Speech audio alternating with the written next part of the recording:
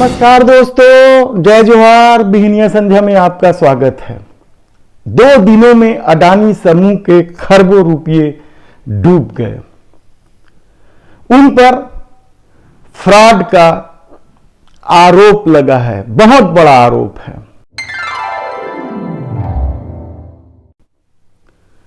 फिर भी सत्ता चुपचाप यह सब देखे जा रही है। लोग अच्छे हैं, इसलिए वे अच्छे बुरे को अपने ढंग से परिभाषित करते हैं।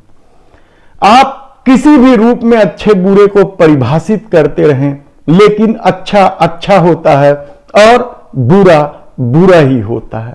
इसलिए जब हमने पहली बार देश के प्रधानमंत्री नरेंद्र मोदी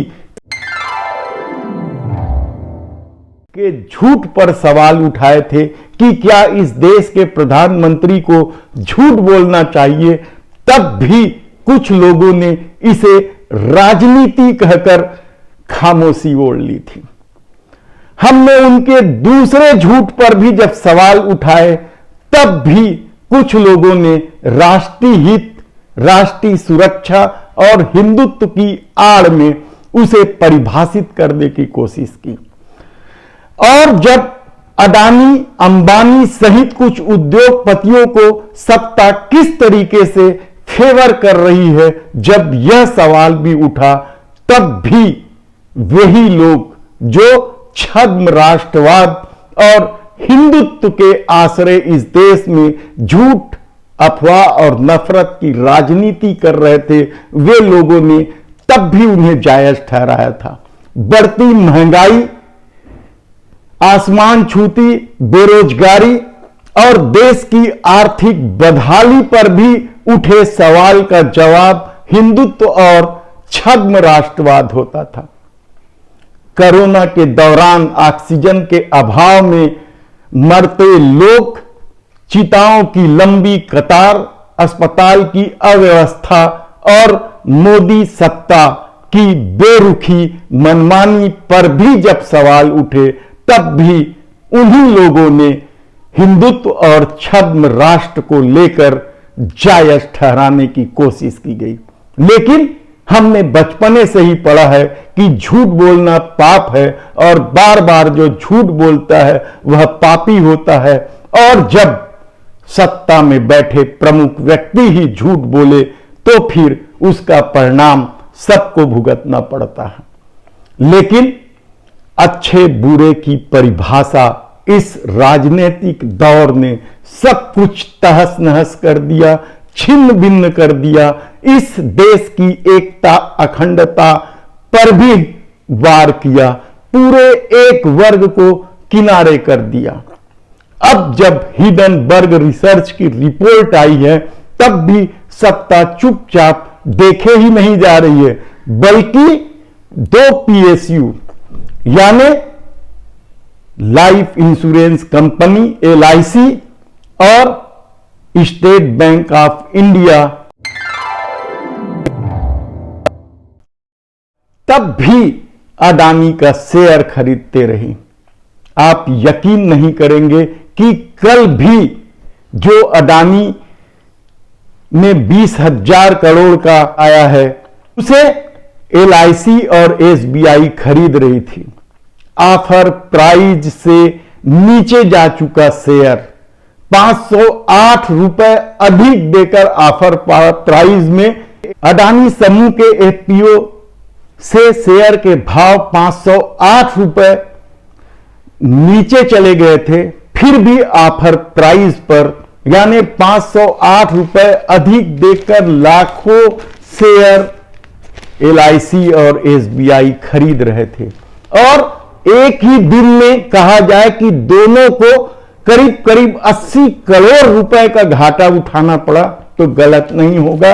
लेकिन यह मोदी का दौर है, यह झूठ, नफरत और अफवाह की राजनीति का दौर है। इसलिए उस झूठ पर भी कोई उंगली नहीं उठाता और न ही इस फ्रॉड पर भी कोई बोलने को तैयार है। लेकिन अडानी समूह ने कल जैसे ही कहा कि हम कानूनी कार्रवाई करेंगे, 5 मिनट के अंदर ही हिडनबर्ग रिसर्च की तरफ से जवाब आया, आइए अमेरिका में हैं हम तैयार हैं। क्या अडानी समूह कानूनी कार्रवाई करेगा? यकीन नहीं होता कि वह जाएगा।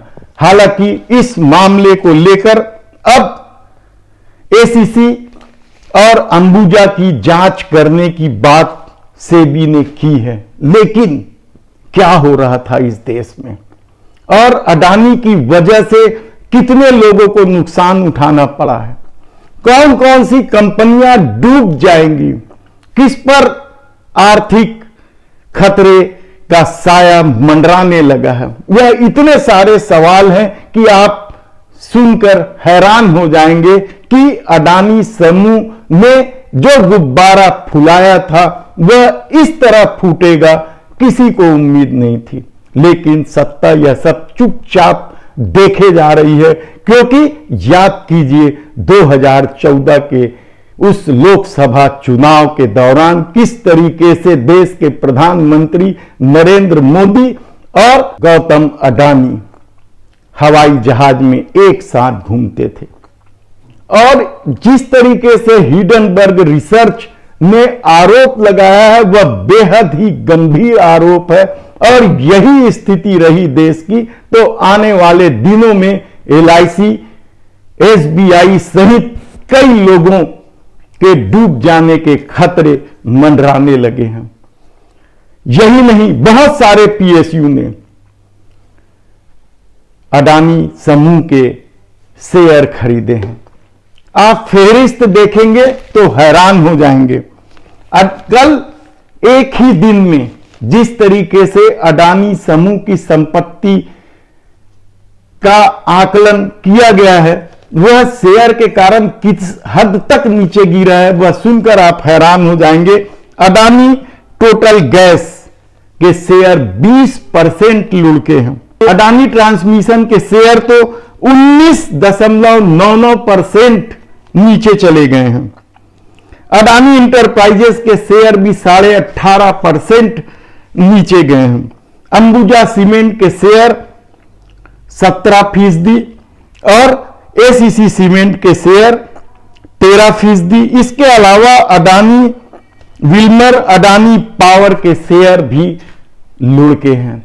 यानी पूरे समूह के सारे शेयर जो लिस्टेड है 7 कंपनी अडानी समूह के, सबके शेयर अनाप शनाप नीचे लुढ़के हैं और उनकी संपत्ति इस कदर नीचे आई कि वे दुनिया के 7वें पायदान पर पहुंच गए। हालांकि अभी भी वो एशिया के सबसे रईस व्यक्ति में गिने जा रहे हैं, लेकिन सवाल मोदी सरकार का है, सवाल उस झूठ का है जिसकी बुराई हम हमेशा ही करते रहे हैं, लेकिन राष्ट्रवाद और हिंदुत्व की चाशनी में जो नफरत के बीज बोए गए हैं वह इस कदर लोगों के दिलो दिमाग में बैठे हैं कि वह उससे बाहर सोच ही नहीं पा रहे हैं। वे सोच ही नहीं पा रहे हैं कि लगातार मूलभूत जीवन के उपयोग की वस्तुएं लगातार बढ़ रही है। बेरोजगारी ने युवाओं के भविष्य के साथ खिलवाड़ कर दिया है। ऊपर से अग्निवीर योजना किस कदर बेईमानी है सत्ता की, यह आप सोच भी नहीं सकते हैं। रुपये के गिरते स्तर ने इस देश के व्यापार घाटे को बढ़ा दिया है। हालत बेहद ही खराब है, लेकिन कोई समझने को क्यों तैयार नहीं है, यह हैरानी की बात है। क्या नफरत के जहर इस कदर परोसे गए हैं कि लोग हिंदुत्व और छद्म राष्ट्रवाद के अलावा कुछ सोच ही नहीं पा रहे हैं। हालांकि पिछले चुनाव पर नजर डालें तो मोदी सरकार बहुत कुछ नहीं कर पाई है। यह अलग बात है कि चुनाव हारने के बाद भी उन्होंने कुछ राज्यों में अपनी सत्ता बना ली, लेकिन इससे समस्या क्या सुलझ गई? सवाल बहुत से हैं। आने वाले दिनों में देखना होगा कि किस कदर इस सत्ता के खेल ने, मनमानी ने क्या कुछ नहीं किया है। अभी तो सीधा हमला सुप्रीम कोर्ट पर है। सरकार यही चूक जा रही है यही एक क्षेत्र है जहां मोदी सत्ता की नहीं चलती है, इसलिए वह कॉलोनाइजन में सवाल उठाकर वहां भी दबाव बना रही है ताकि सत्ता अपने अनुरूप न्याय व्यवस्था को भी प्रभावित कर सके। बहाने कई गढ़े जा रहे हैं। कॉलोनाइजन को लेकर बहुत पहले सवाल उठाकर उसे बदनाम करने की कोशिश की गई और अब मंत्री से लेकर उपराष्ट्रपति तक प्रहार कर रहे हैं। सेबी की नियुक्ति किस तरह से हुई किसी से छिपा नहीं है। इलेक्शन कमीशन में नियुक्ति को लेकर तो सुप्रीम कोर्ट ने भी सवाल उठाए हैं और जिस तरह की टिप्पणी की है वह शर्मसार करने वाला है। ईडी ने किस तरीके से संजय मिश्रा को लगातार सेवा वृद्धि दी जा रही है यह भी किसी से छिपा नहीं है। सीबीआई में अस्थाना लेकर जो विवाद उठे थे वह भी किसी से छिपा नहीं है। लेकिन यह दौर झूठ, नफरत और अफवाह का दौर है। यह दौर सच को मानने को तैयार नहीं है, उसे अपने ढंग से परिभाषित करने का दौर है। इसलिए देश के प्रधानमंत्री नरेंद्र मोदी के झूठ को भी बुराई के रूप में नहीं देखने वालों ने ही इस देश को सबसे ज्यादा नुकसान पहुंचाया है, कहा जाए तो गलत नहीं होगा। देखना है कि आने वाले दिनों में मोदी सरकार कितने दिनों तक खामोश रहती है, तमाशा बीन रहती है। अडानी के इस पूरे खेल को लेकर देखना होगा। धन्यवाद।